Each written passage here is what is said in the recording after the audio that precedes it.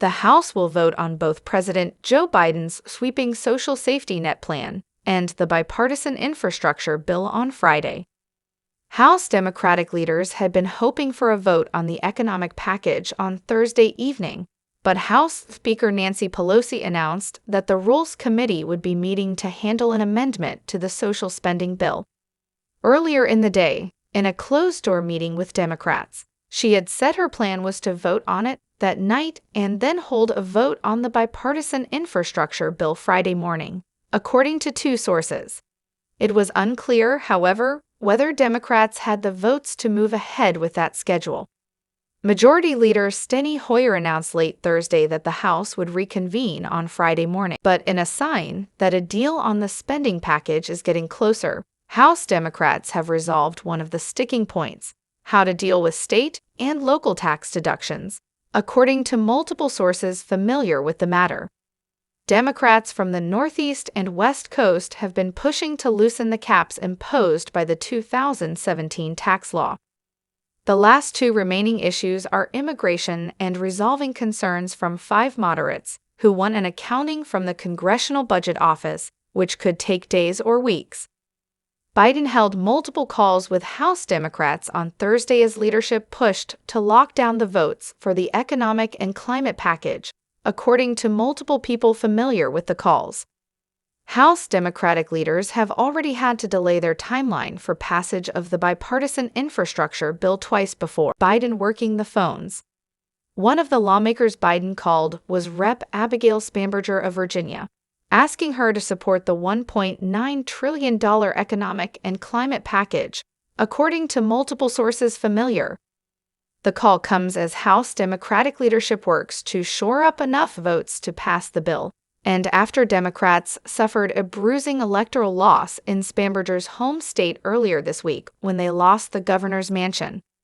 One source familiar with Biden's calls said he wasn't explicitly advocating for a vote Thursday night in his calls to members, but was asking them to vote yes whenever a vote is set. Biden, throughout the process, has been clear that he has full confidence in Pelosi to determine the schedule and is aware nothing will be scheduled until the votes are locked in. The call to Spanberger underscored the awareness inside the White House that moderates in particular are frustrated and in many cases wary of the process up until this point. Spanberger had reacted to Democrats' rough night on Tuesday, telling the New York Times of Biden, "Nobody elected him to be FDR. They elected him to be normal and stop the chaos." Many moderates have wanted a vote on the infrastructure bill for weeks and have been exasperated that progressives held that bill up over demands to move forward with the larger social safety net bill in tandem. House leaders press for a vote. Pelosi's comments to her caucus about voting Thursday night were the latest sign of how House leadership wants to move quickly to get both of Biden's key priorities passed in the House before the week is out. At her weekly news conference later on Thursday, Pelosi said, "We're going to pass both bills, but in order to do so, we have to have votes for both bills, and that's where we are." She would not say she had the votes yet to bring the bills to the floor. "Did you see the whip count? Because I'll tell you something about Mr. Clyburn. He keeps it close to the vest," Pelosi said. House Majority Whip Jim Clyburn, a Democrat from South Carolina, told reporters he's meeting with his staff to see if Democrats have the votes for the economic bill. He said they wouldn't put a bill on the floor if it didn't have the votes. The Economic Agenda Bill, often referred to as the Build Back Better legislation, is a sweeping social safety net expansion plan that would address climate change, deliver aid for families, expand access to health care, and enact other liberal agenda items. It would next need to be taken up and passed in the Senate. The $1.2 trillion bipartisan infrastructure bill passed out of the Senate in August and is still awaiting a vote in the House. Passage of that bill has been held up previously as progressives insisted that the two measures move in tandem, but now progressives are signaling they are ready to vote for both pieces of legislation this week. Still unclear if Democrats have the votes. In one potential sign of the challenge to lock down votes, Democratic Rep. Ed Case of Hawaii, a leader of the moderate Blue Dogs, told media earlier Thursday he hadn't changed his position. There must be an official score from the nonpartisan Congressional Budget Office before he can vote for the package. Everything is in the letter, he said, referring to a letter he and other moderates signed laying out their demands before considering whether to vote for the bill. Asked if he changed his position, Case said, "No." Problem Solvers Caucus co-chairman Josh Gothamer told media that they don't have a final bill yet when asked if he was ready to vote on the larger economic package Thursday night. "There are still pieces being worked through, as you know, in different areas," he said. Asked if he still wanted a CBO score, Gothamer told reporters, "We've asked for certain CBO tables. We're waiting on that. We feel that's information we're owed. Those are the kind of things that we think are really important to make sure we go through." The New Jersey Democrat also said his party should learn from Tuesday's elections that people expect us to act. They expect action. He added, "We could vote this week on the bipartisan infrastructure package that was passed out of the Senate over there in August. It's been sitting here waiting for action." A petition for a stimulus check just for seniors has been put out by the Senior Citizens League aimed to help Social Security recipients. The group's president wrote to Congress trying to get an additional $1,400 to help this financially fragile group afford basics like food and heat as inflation continues to rise.